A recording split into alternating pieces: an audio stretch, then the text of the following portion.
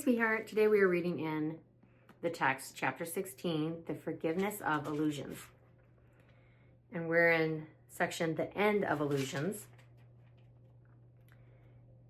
paragraph 3. Do not underestimate the intensity of the ego's drive for vengeance on the past.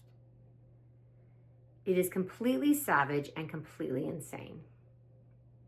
For the ego remembers everything you have done that has offended it and seeks retribution of you.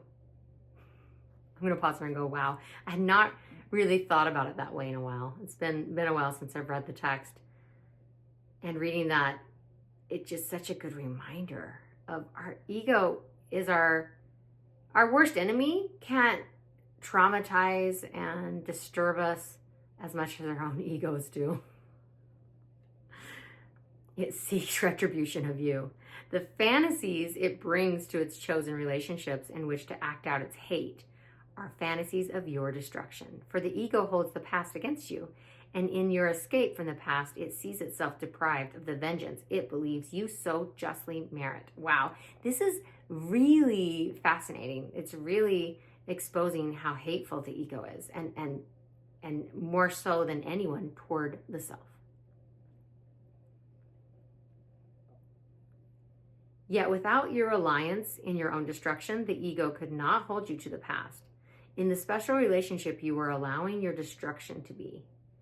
That this is insane is obvious.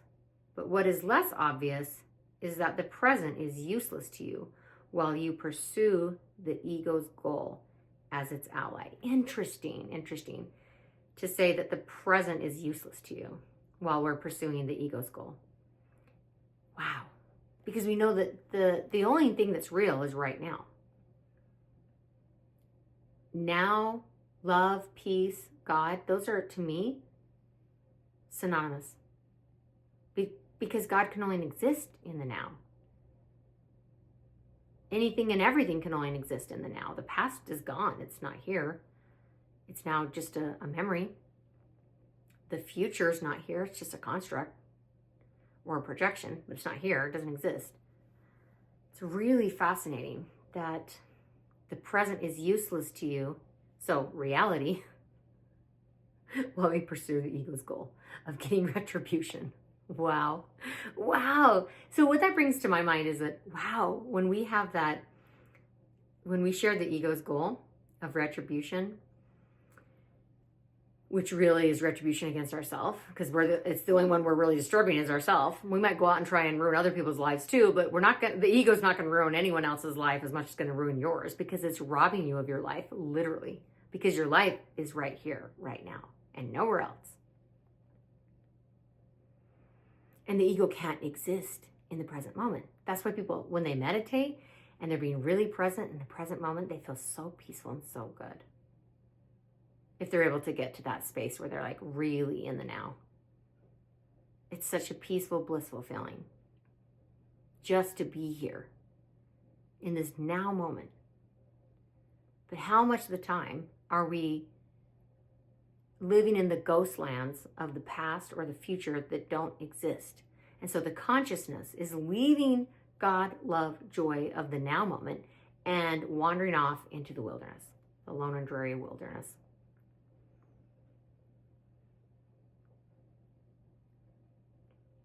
The past is gone. Seek not to preserve it in the special relationship that binds you to it and would teach you salvation is past. And so you must return to the past to find salvation. Pause. I'll say, okay, so ego is saying we have to go to the past to find salvation. That's where it's at. We got to go fix everything. We got to get retribution. We got to make everybody pay. And most of all, we got to make ourselves pay. That's the ego's thought system. There is no fantasy that does not contain the dream of retribution for the past. Would you act out the dream or let it go? Wow. Okay, I'm going to pause here and say, oh, let's just let it go. Oh my goodness.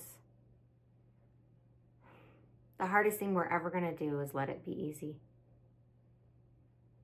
I know. Speaking from experience. Let's just let it go though. Haven't we lived in nightmares long enough?